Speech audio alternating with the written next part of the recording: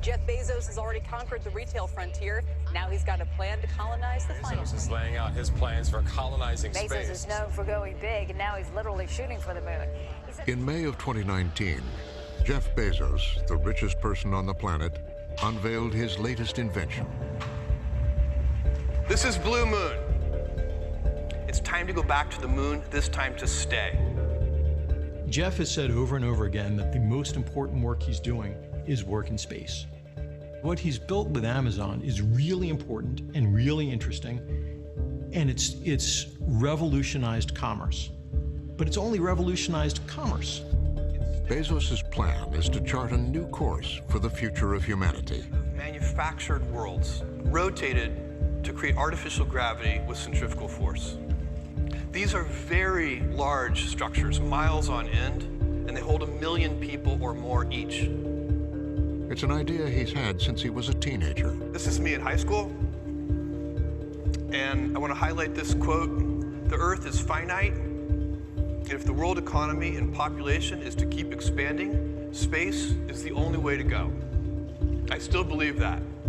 The way Jeff Bezos sees it is that consumerism is an example of how today's society lives better than our parents did and our grandparents. And he wants, future generations to continue to have an increasingly better lifestyle. These are beautiful.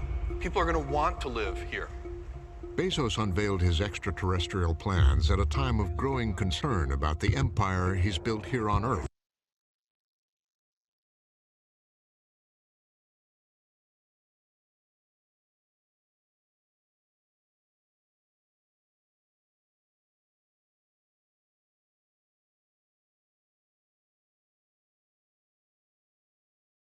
There's a chart I saw recently that I can't get out of my head. A Harvard business professor and economist asked more than 5,000 Americans how they thought wealth was distributed in the United States. This is what they said they thought it was. Dividing the country into 5 rough groups of the top, bottom, and middle 3 20% groups, they asked people how they thought the wealth in this country was divided. Then he asked them what they thought was the ideal distribution, and 92%, that's at least 9 out of 10 of them, said it should be more like this. In other words, more equitable than they think it is. Now that fact is telling, admittedly, the notion that most Americans know that the system is already skewed unfairly. But what's most interesting to me is the reality compared to our perception. The ideal is as far removed from our perception of reality as the actual distribution is from what we think exists in this country. So ignore the ideal for a moment. Here's what we think it is again. And here is the actual distribution. Shockingly skewed.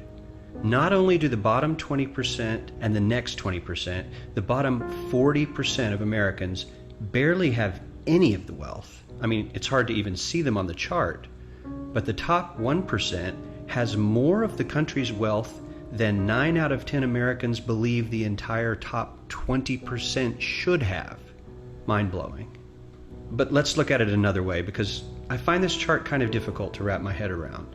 Instead, let's reduce the 311 million Americans to just a representative 100 people. Make it simple. Here they are: teachers, coaches, firefighters, construction workers, engineers, doctors, lawyers, some investment bankers, a CEO, maybe a celebrity or two. Now let's line them up according to their wealth. Poorest people on the left, wealthiest on the right, just a steady row of folks based on their net worth. We'll color code them like we did before based on which 20% quintile they fall into. Now let's reduce the total wealth of the United States, which was roughly $54 trillion in 2009, to this symbolic pile of cash. And let's distribute it among our 100 Americans. Well, here's socialism, all the wealth of the country distributed equally. We all know that won't work. We need to encourage people to work and work hard to achieve that good old American dream and keep our country moving forward. So, here's that ideal we asked everyone about. Something like this curve. This isn't too bad. We've got some incentive, as the wealthiest folks are now about 10 to 20 times better off than the poorest Americans. But hey, even the poor folks aren't actually poor, since the poverty line has stayed almost entirely off the chart. We have a super healthy middle class with a smooth transition into wealth. And yes, Republicans and Democrats alike chose this curve.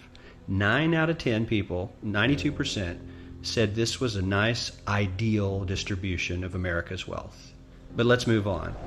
This is what people think America's wealth distribution actually looks like. Not as equitable, clearly, but for me, even this still looks pretty great. Yes, the poorest 20 to 30% are starting to suffer quite a lot compared to the ideal, and the middle class is certainly struggling more than they were, while the rich and wealthy are making roughly 100 times that of the poorest Americans, and about 10 times that of the still healthy middle class. Sadly, this isn't even close to the reality. Here is the actual distribution of wealth in America.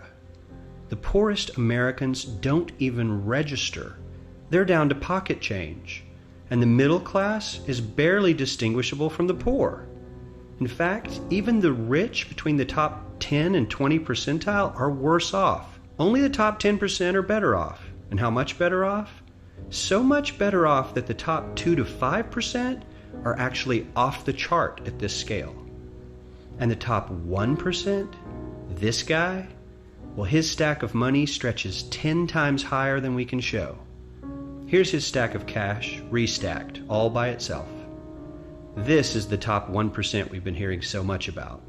So much green in his pockets that I have to give him a whole new column of his own, because he won't fit on my chart.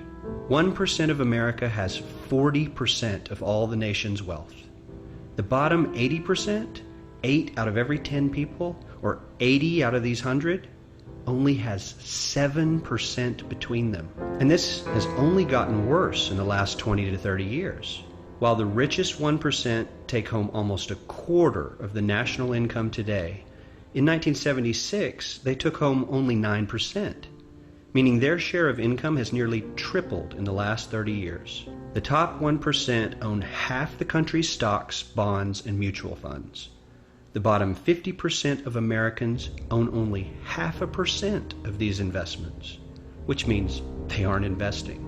They're just scraping by. I'm sure many of these wealthy people have worked very hard for their money, but do you really believe that the CEO is working 380 times harder than his average employee? Not his lowest paid employee, not the janitor, but the average earner in his company. The average worker needs to work more than a month to earn what the CEO makes in 1 hour.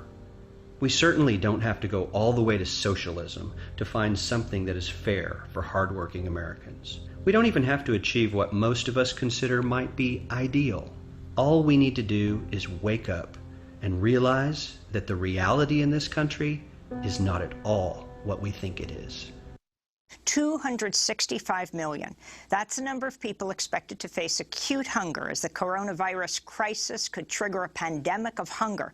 This according to a new United Nations report. The study released Tuesday says the number of severely hungry people worldwide will nearly double by the end of this year due to the impact of the spread of COVID-19.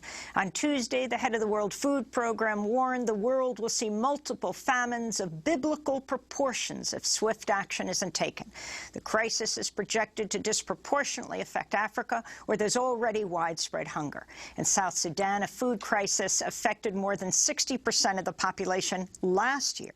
Now, with the coronavirus, reports of growing desperation are laying bare rampant inequality across the continent. In South Africa, which is under strict lockdown, as the African nation with the most reported COVID-19 cases, there's reportedly a food crisis in Cape Town, as the ongoing lockdown has left informal workers who've lost their livelihoods with little relief. There are also reports of growing panic about hunger in Nigeria.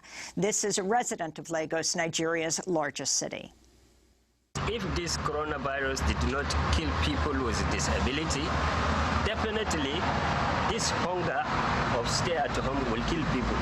Because let me tell you, most of my people, they don't eat.